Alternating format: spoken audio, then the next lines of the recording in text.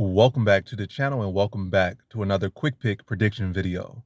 In this video, I'll be predicting the featherweight bout in Bellator between Pedro Carvalho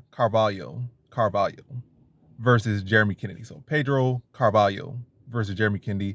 And obviously this one right here, I'm gonna go average confidence. Jeremy Kennedy to beat Pedro Carvalho. So I'm gonna go average confidence, Jeremy Kennedy to beat Pedro Carvalho.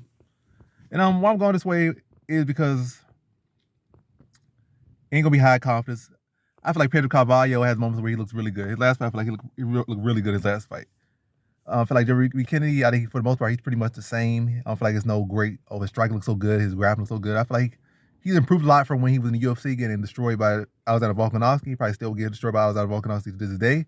But both fighters obviously have evolved a lot since then. That was like both of them around their debuts in the UFC, roughly.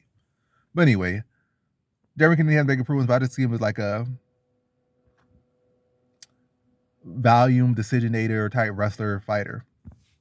And I feel like Pedro Carvalho, if he can come in on point, but also Pedro Carvalho has those moments where his wrestling defense isn't on point, his grappling isn't on point. And I feel like if that's the case, Jeremy Kennedy could potentially, well, I'm not gonna say finish. I think it's gonna be a decision. I think Kennedy wins, it's gonna be a decision. I think he's gonna submit him, he ain't gonna knock him out, unless maybe Pedro Carvalho gets an injury mid-fight and then a finish position. So, but if not an injury, it's gonna probably be a tight, close fight with Kennedy probably getting some takedowns and getting good portion of control time in this one. That's why I see that outcome. It's like he'll get the takedowns, he'll have good control time, land some good ground and pound or okay ground and pound. Nothing really fight ending, but able to establish the position, land some good ground and pound to keep the position so the ref don't stand him up. It's not stalling.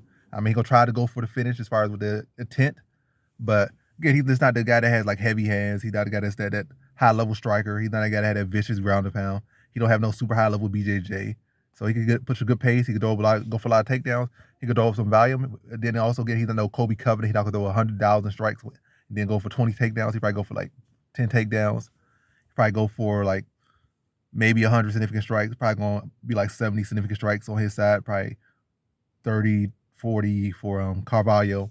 But yeah, I think ultimately Jeremy Kennedy with his hand raised in a decision here. So in this one, I got Jeremy Kennedy via decision.